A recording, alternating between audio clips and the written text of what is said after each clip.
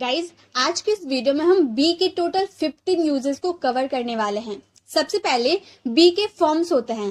First form हमारा होता है बी, सेकेंड फॉर्म होता है वॉज, थर्ड फॉर्म होता है बिन और फोर्थ फॉर्म होता है बीइंग। तो हम आज सबसे पहले हम फोर्थ फॉर्म के बारे में बात करेंगे, बीइंग के बारे में। बीइंग का मतलब होता है के नाते, होने के नाते या होने के बावजूद। जब भी आपके हिंदी वाले सेंटेंस में कि मैं तुम्हारे भाई होने के नाते या फिर वह तुम्हारा दोस्त होने के नाते, इतना कुछ होने के बावजूद भी वो तुम्हारा मदद कर रहा है, तो ऐसे वाले सेंटेंस में आपको बीइंग का यूज करना है कि के नाते, होने के नाते, होने के बावजूद आपके सेंटेंस में आता है। तो उसका स्ट्रक्चर सबसे पहले आपको बीइंग यूज करना होता है। देन ऑब्जेक्ट, जो भी उसमें ऑब्जेक्ट होता है जिसपे काम किया जाता है वो आता है। देन सेंटेंस मतलब कोई सा भी सेंटेंस हो सकता है, आपका मॉडल वाले भी सेंटेंस हो सकता है, चाहे आपके टेंस वाले भी सेंटेंस हो सकते हैं। जैसे कि आप ऐसा सेंटेंस बोलते हो ना, भाई होने के नाते मैं तुम्हें एक सलाह देना चाहता हूँ, तो भाई होने के नाते ये हमारा एक अलग सेंटेंस हो गया। एंड सेकेंड सेंटेंस हुआ मैं तुम्हें एक सलाह देना चाहता हूँ। तो ऐसे वाले सेंटेंस पे हम वांट का यूज करते हैं। ये तो हमें पता है क्योंकि हम लोगों ने वांट वाले क्लास में सीखा था। तो सबसे पहले हम यहाँ बीइंग के यूजर्स देख रहे हैं। भाई होने के नाते, ये हमारा फर्स्ट सेंटेंस है, इसे पहले कंप्लीट करते हैं। तो के नाते के लिए आपको क्या यूज करना है? बीइंग का यूज करना है। बीइंग का यूज कहाँ करना है? सबसे स्टार्टिंग में करना है। तो हम बीइंग लिखेंगे किसके होने के नाते? भाई होने के नाते। बीइंग अ ब्रदर, मैं तुम्हें सलाह देना चाहता हूँ। I want to suggest you, I want to suggest you, मैं तुम्हें एक सलाह देना चाहता हूँ। तो जब भी आपको हिंदी वाले सेंटेंस, वो तुम्हारा दोस्त होने के नाते वो तुम्हारा ख्याल रखता है, तुम उसके भाई होने के नाते रोज स्कूल जाते हो, ऐसे वाले सेंटेंस के लिए आपको क्या यूज करना है? बीइंग का यूज करना है। देन ऑब्जेक्ट, जो होने के नाते जो बोलेंगे ना उसको ऑब्जेक्ट ऐड करेंगे। देन सेकेंड जो सेंटेंस हमारा बनेगा उसे हम ऐड कर देंगे। वो सेंटेंस कोई सा भी सेंटेंस हो सकता है, सिंपल सेंटेंस हो सकता है, चाहे वो टेंस से रिलेटेड कोई सेंटेंस हो सकता है, मॉडल से रिलेटेड कोई सेंटेंस हो सकता है, तो किसी टाइप में भी वो सेकेंड सेंटेंस हो सकता है, वो आपको उसके अकॉर्डिंग ही बनाना होगा। नेक्स्ट, दोस्त होने के नाते क्या तुम मेरी मदद करोगे? पहले क्या है? दोस्त होने के नाते, ये हमारा first sentence. And second sentence क्या तुम मेरी मदद करोगे, हम किसी से पूछ रहे हैं, किस इंट्रोगेटिव सेंटेंस है ना हमारा। तो सबसे पहले दोस्त होने के नाते हम बोलेंगे बीइंग अ फ्रेंड, क्या तुम मेरी मदद करोगे? फ्यूचर में आने वाले समय में क्या तुम मेरी मदद करोगे? तो बोलेंगे will you help me, will you help me. ये हमारा इंट्रोगेटिव सेंटेंस है, इसलिए विल का यूज हम लोगों ने स्टार्टिंग में किया। ये हमारा फ्यूचर इंडेफिनिट का सेंटेंस है, will you help me. Being a friend, will you help me, दोस्त होने के नाते क्या तुम मेरी मदद करोगे? तो आपका कुछ भी हो सकता है, शिक्षक होने के नाते, भाई होने के नाते, बहन होने के नाते, पिता होने के नाते, कुछ भी होने के नाते होगा। तो being a father, being a teacher, being a friend, ऐसे आप बना सकते हैं। शिक्षक होने के नाते मैं तुम्हें कुछ बताना चाहता हूँ। Being a teacher, I want to tell you something. Being a teacher, I want to tell you something, शिक्षक होने के नाते मैं तुम्हें कुछ बताना चाहता हूँ।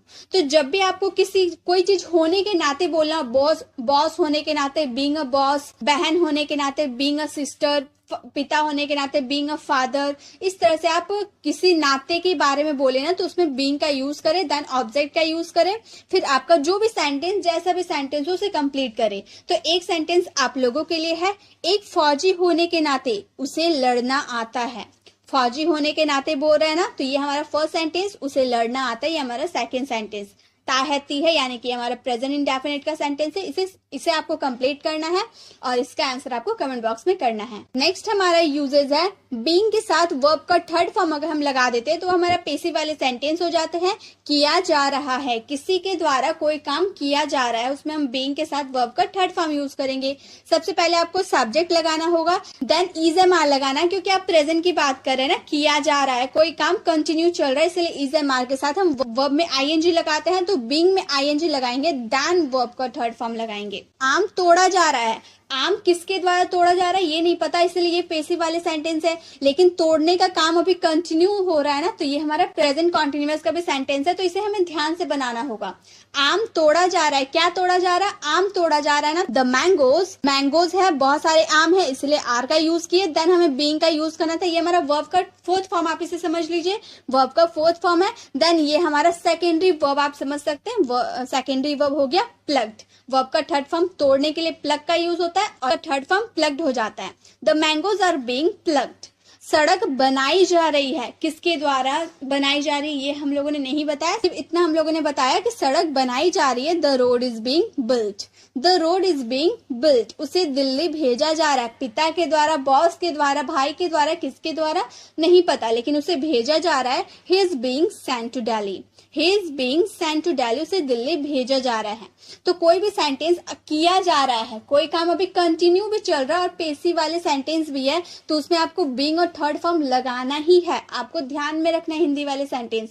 अगर आपका कोई काम कंटिन्यू अभी चल रहा है और वो पेसिव वाले सेंटेंस है, पढ़ के तो समझ में आ जाता है कि पेसिव वाले कैसे सेंटेंस होते हैं, उसमें सब्जेक्ट का जिक्र नहीं होता है, तो ये तो आपको पढ़ के समझ में आ जाएगा कि पेसिव वाले सेंटेंस है और उसमें काम अगर कंटिन्यू चल रहा है तो उसमें बीइंग के साथ आपको वर्ब का थर्ड फॉर्म लगाना है, बिल्कुल इसी स्ट्रक्चर को फॉलो करते हुए। अगर प्रेजेंट की बात करें तो नेक्स्ट यूजेज है बीइंग प्लस एडजेक्टिव, होना, कोई चीज होना।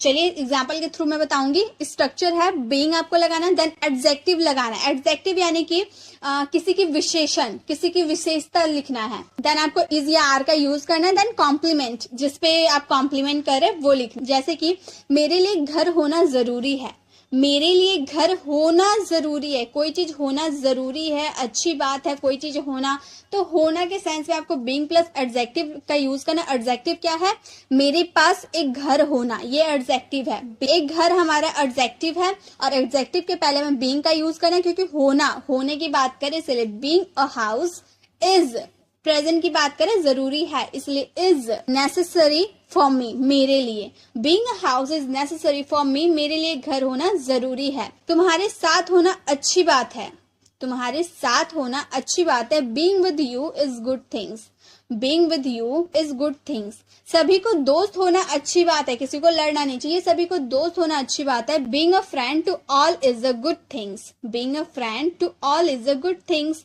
एक सेंटेंस आप लोगों के लिए, ईमानदार होना एक सच्चे इंसान की पहचान है, ईमानदार होना एक सच्चे इंसान की पहचान है। इसका आंसर आपको कमेंट बॉक्स में करना है। नेक्स्ट यूजेस है बीइंग के साथ अगर वर्ब का थर्ड फॉर्म लगा देते हैं, तो इससे पहले हम लोगों ने देखा था ना पेसिव वाले सेंटेंस, पेसिव वाले सेंटेंस ये भी है कोई काम किए जाने से। पेसिव वाले सेंटेंस पे हम यूज कर रहे हैं, ये भी हमारा पेसिव वाले सेंटेंस है, लेकिन इसमें हम कोई काम कंटिन्यू नहीं दिखा रहे। उसमें कोई काम कंटिन्यू था, पेसिव वाले भी सेंटेंस थे, इसमें कंटिन्यू कोई काम नहीं होगा। कोई काम किए जाने से कुछ हो सकता है, जैसे चोर गिरफ्तार होने से डरता है, कोई काम किए जाने से डरता है ना, गिरफ्तार होने से डरता है, तो हम बोलेंगे the thief is scared of being arrested, The thief is scared of being arrested. वह पीटा जाना नहीं चाहता है, किसके द्वारा पीटा नहीं जाना चाहता है वो नहीं बताया, सिर्फ वह पीटा जाना नहीं चाहता है।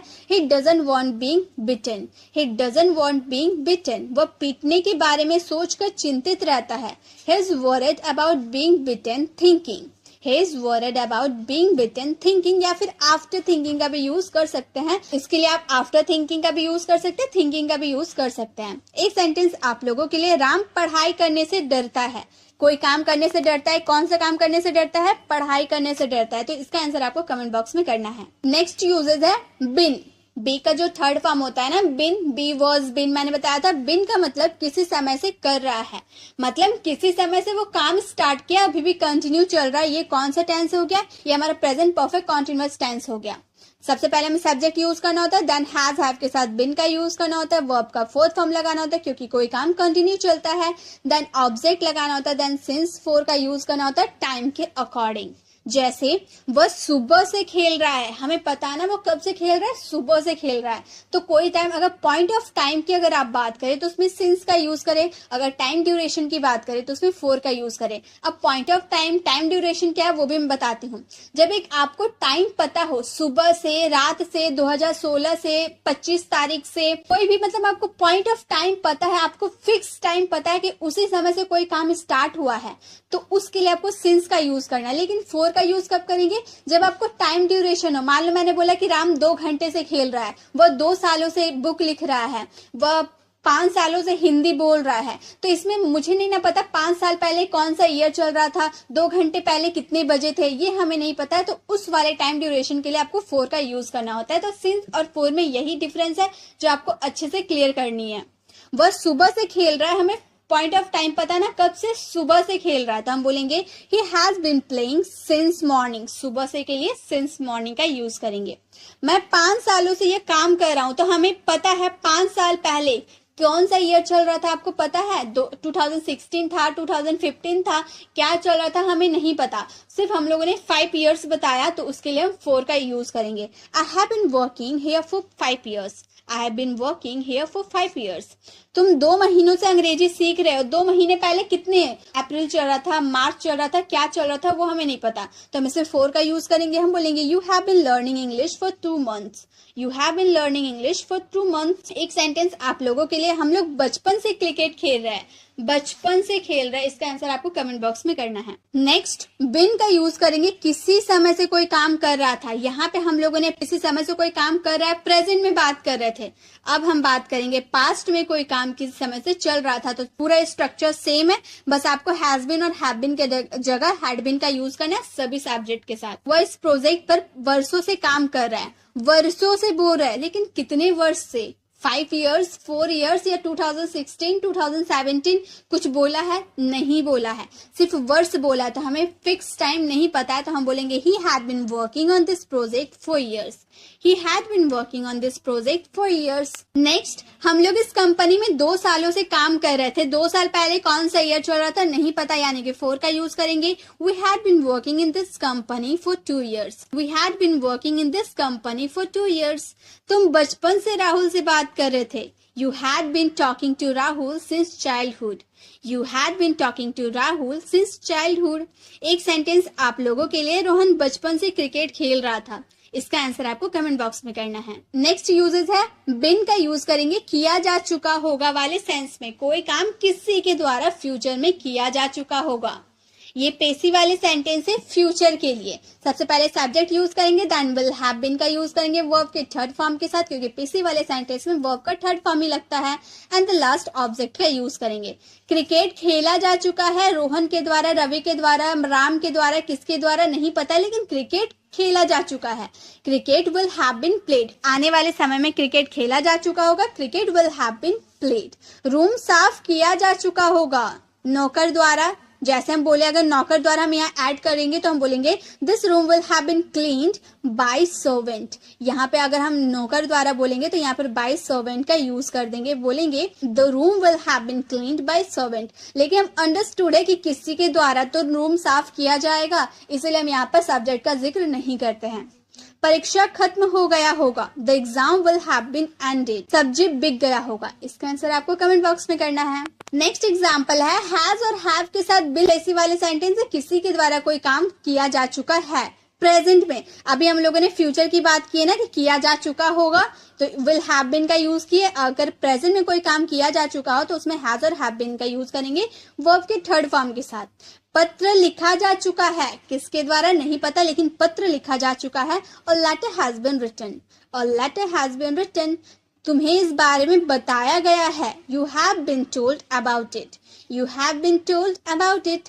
उसे पैसे दिया गया है, he has been given money, he has been given money. सड़क बनाया जा चुका है, इसका आंसर आपको कमेंट बॉक्स में करना है। नेक्स्ट यूजेस है, हैव और हैज के साथ बिन लगा देंगे, किसी समय से है, कोई चीज किसी समय से है, कोई चीज किसी समय से हो रहा है। जैसे सबसे पहले आपको सब्जेक्ट यूज करना है, हैज और हैव बीन का यूज करना, ऑब्जेक्ट का यूज करना, सिंस और फोर का यूज करना टाइम के अकॉर्डिंग। मैं 6 सालों से दिल्ली में हूँ, 6 सालों से मैं दिल्ली में हूँ, तो हम बोलेंगे I have been Delhi for 6 years। I have been Delhi for 6 years। वह लंबे समय से घर पर है। He has been at house for a long। He has been at house for a long। Rahul बचपन से मेरा दोस्त है। Rahul has been my friend since childhood। Rahul has been my friend since childhood। एक सेंटेंस आप लोगों के लिए है, वह कुछ महीनों से काम कर रहा है, इसका आंसर आपको कमेंट बॉक्स में करना है। नेक्स्ट यूजेस है, विल हैव बीन का यूज करेंगे, किसी समय से कोई काम कर रहा होगा। इससे पहले आप विल हैव बीन का यूज देखे थे ना, वो विल हैव बीन का यूज किए थे पेसी वाले सेंटेंस में, कोई काम किया जा चुका है। अब हम विल हैव बीन का यूज करेंगे, किसी समय से कोई काम कर रहा होगा, कंटिन्यू कर रहा होगा, यानी कि हमारा फ्यूचर परफेक्ट कॉन्टिन्यूअस का सेंटेंस है। सबसे पहले आपको सब्जेक्ट यूज करना है, देन विल हैव बीन का यूज करना वर्ब का फोर्थ फॉर्म के साथ, देन ऑब्जेक्ट, फोर और फ्रॉम का यूज करेंगे टाइम के साथ। अब यहाँ पर बोलेंगे आप यहाँ पर फ्रॉम का यूज कैसे करेंगे, तो गाइस फ्यूचर के लिए कोई टाइम की अगर आप बात करते हो तो उसमें फ्रॉम का यूज करना होता है। सिंस और फोर का यूज हम प्रेजेंट के लिए करते हैं, पास्ट के लिए करते हैं, लेकिन अगर आप आने वाले समय में कोई समय की बात बोलोगे, आने वाले समय में कोई टाइम की बात करोगे तो उसमें आपको फ्रॉम का यूज करना होता है। जैसे राहुल 2023 से अपना बिजनेस कर रहा होगा। मान लो अभी 2023 चल रहा है, अभी 2023 के दिसंबर में, लास्ट दिसंबर में वो अपना काम स्टार्ट कर रहा होगा, तो अभी आया नहीं है ना, दिसंबर मंथ अभी आया नहीं है, तो आने वाले समय में वो काम कर रहा होगा, तो वो वाले समय के लिए आपको फ्रॉम का यूज करना होगा। कि आप फ्यूचर की भी बात करें, अभी वो आया नहीं है, तो उसके लिए आपको हमेशा फ्रॉम का यूज करना होगा। Rahul will have been doing his business from 2023। Rahul will have been doing his business from 2023। हम लोग कल से अपना काम करते रहेंगे, अभी नहीं कर रहे लेकिन कल से आने वाले समय से करते रहेंगे। We will have been doing our work from tomorrow. We will have been doing our work from tomorrow. तुम लोग अगले साल से एक नौकरी करते रहोगे। You will have been doing a job from next year. You will have been doing a job from next year. एक सेंटेंस आप लोगों के लिए है, हम कल से पढ़ाई करते रहेंगे। इसका आंसर आपको कमेंट बॉक्स में करना है। नेक्स्ट यूजेस है, बी का यूज करेंगे हे, हूँ, हो वाले सेंटेंस में। आपको मैंने हेल्पिंग वर्ब वाली वीडियो में अच्छे से एक्सप्लेन किया था कि बी का जो इज एम आर होता है ना, उसका ओरिजिन कहाँ से हुआ है, उसका ओरिजिन हुआ है बी से। बी का मतलब होता है होना। क्यों इज एम आर का यूज करते हैं, बी का यूज करना चाहिए। होने के सेंस में तो बी का यूज होता है, लेकिन अगर हम वहां बी का यूज कर देंगे तो सेंटेंस कुछ अटपटा सा बन जाएगा। इसीलिए बी ने कहा कि मेरे जगह इज एम आर का यूज कर दो हे, हूँ, हो के सेंस में। जैसे वह अमीर है, अगर हम यहाँ पर बी का यूज करते तो हम ही बी रिच बोलते हैं। ही बी रिच कोई सेंटेंस बन रहा है, कंप्लीट सेंटेंस हो रहा है, नहीं हो रहा है। इसीलिए बी ने अपनी जगह इज, एम या फिर आर को अपनी जगह में भेज दिया, और इज एम आर भी अपना अपना पार्टनर खोज लिया। इज ने बोला कि मैं थर्ड पर्सन सिंगुलर के साथ जाऊंगी, एम ने कहा कि मैं आई के साथ रहूंगा, और आर ने कहा कि मैं यू वी दे के साथ रहूंगा। तो इस तरह से सभी ने अपने अपने पार्ट्स डिवाइड कर लिए। ही हमारा थर्ड पर्सन सिंगुलर होता है, तो हम बोलेंगे ही इज रिच, वह अमीर है। तुम तेज हो, तुम लोग तेज हो, तो तुम हमारा यू हो गया। यू किसके साथ रहेगा, आर के साथ रहेगा, तो बोलेंगे you are intelligent, you are intelligent. Priya लंबी है, प्रिया हमारा थर्ड पर्सन सिंगुलर है, तो बोलेंगे Priya is tall, Priya is tall. अगर मैं बोलूं कि मैं विद्यार्थी हूं, तो मैं के लिए आई का यूज करेंगे, आई के साथ एम का यूज होगा, आई एम स्टूडेंट हो जाएगा। ठीक है, एक सेंटेंस आप लोगों के लिए, हम लोग छात्र हैं। इसका आंसर आपको कमेंट बॉक्स में करना है। नेक्स्ट बी का यूज है होना या बनना के सेंस में। ये तो आप बहुत ही ज्यादा यूज करते हैं, इसके लिए आपको बी और एडजेक्टिव का यूज करना। एडजेक्टिव क्या होता है, विशेषण होता है, ये मैंने आपको बताया। ईमानदार बनो, ऐसे बोलते हैं ना, ईमानदार बनो, अच्छे इंसान बनो। किसी को कुछ बनने की बात करते हैं ना, तो उसके लिए हम बी का यूज करेंगे।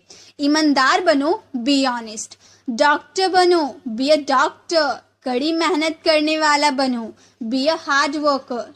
खुश रहो, इसका आंसर आपको कमेंट बॉक्स में करना है। अब खुश बनो तो हम नहीं बोल सकते ना, खुश रहो बोल सकते हैं। अब इसको कैसे आपको बनाना है, इसका आंसर आपको कमेंट बॉक्स में करना है। नेक्स्ट यूजेज है, बी के साथ अगर हम कॉम्प्लीमेंट को ऐड कर देते तो उसका हिंदी मीनिंग था, थे, थी हो जाएगा। जैसे वो एक डॉक्टर था, आप कॉम्प्लीमेंट कर रहे हैं ना किसी को, देखिए आपने कॉम्प्लीमेंट किया कि वह एक डॉक्टर है, वह एक डॉक्टर था, वह एक छात्र था, वह ईमानदार था, वह बुद्धिमान था, ऐसे कॉम्प्लीमेंट कर रहे हैं तो उसके साथ बी का यूज करेंगे। और बी ने कहा कि था, थे, थी के सेंस में बी का यूज हम नहीं करके हम वॉज वर का यूज करेंगे। जैसे बी का ओरिजिन इज एम आर के लिए हुआ है, वॉज वर के लिए भी हुआ है पास्ट टेंस में। तो अगर हम बोले वह एक डॉक्टर है, तो हम यहाँ बी का यूज करते तो हम बोलते ही बी अ डॉक्टर। सेंटेंस अटपटा सा हो जाता है, इसलिए बी ने पास्ट में अपने जगह वॉज और वर को दे दिया। और वॉज ने बोला कि मैं थर्ड पर्सन सिंगुलर के साथ जाऊंगा, वर ने कहा कि जो अदर सब्जेक्ट बच गया मैं उसके साथ चला जाऊंगा। तो ही हमारा थर्ड पर्सन सिंगुलर है, तो हम बोलेंगे ही वॉज अ डॉक्टर।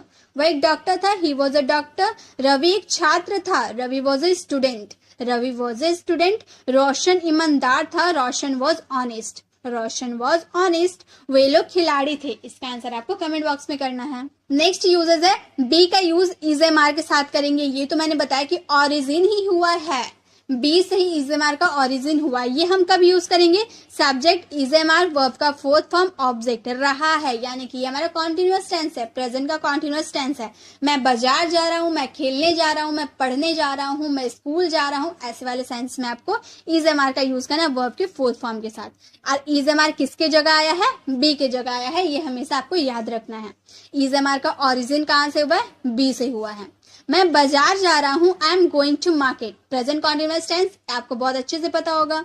वह रोड पर दौड़ रहा है, दौड़ने का काम कंटिन्यू चल रहा है, he is running on the road, he is running on the road. मैं किताब पढ़ रहा हूं, I am reading a book, I am reading a book. एक सेंटेंस आप लोगों के लिए, राम सो रहा है, इसका आंसर आपको कमेंट बॉक्स में करना है। नेक्स्ट यूजेस है बी का यूज हम करेंगे वॉज वर्ब के सेंस में। अभी हम लोगों ने इज एम आर के सेंस में किया था, प्रेजेंट में कोई काम कंटिन्यू चल रहा होगा तब। अब पास्ट में करेंगे, पास्ट में कोई काम कंटिन्यू चल रहा है तो, यानी कि पास्ट कॉन्टिन्यूअस टेंस में। वह एक पत्र लिख रहा था, पास्ट में लिख रहा था तो बोलेंगे he was writing a letter, he was writing a letter. Priya गाना सुन रही थी, Priya was listening to music, Priya was listening to music. हम लोग क्रिकेट खेल रहे थे, we were playing cricket, we were playing cricket. एक सेंटेंस आप लोगों के लिए, वह खेल रहा था, इसका आंसर आपको कमेंट बॉक्स में करना है। तो गाइज यही थे हमारे बीइंग के यूजेस। आई होप आपको सारे यूजेस अच्छे से समझ में आ गए होंगे। आप फिर से वीडियो को प्ले करके देख सकते हो, क्योंकि ये सब जो मैंने सेंटेंस आपको बनाया, आप डे टू डे कॉन्वर्सेशन में उसे यूज करते ही हो, तो इसे जरूर आपको अच्छे समझना चाहिए। अब वीडियो कैसी लगी, वीडियो को कमेंट बताना बिल्कुल भी ना भूले। अच्छी लगी तो लाइक जरूर करें। अगर आप चैनल पर अभी तक हमारे चैनल को सब्सक्राइब नहीं किए तो सब्सक्राइब का बेल आइकन को जरूर क्लिक करें, ताकि आने वाली वीडियोस की नोटिफिकेशन आपको समय पे मिलती रहे। मिलते हैं नेक्स्ट वीडियो में, तब तक के लिए कीप लर्निंग।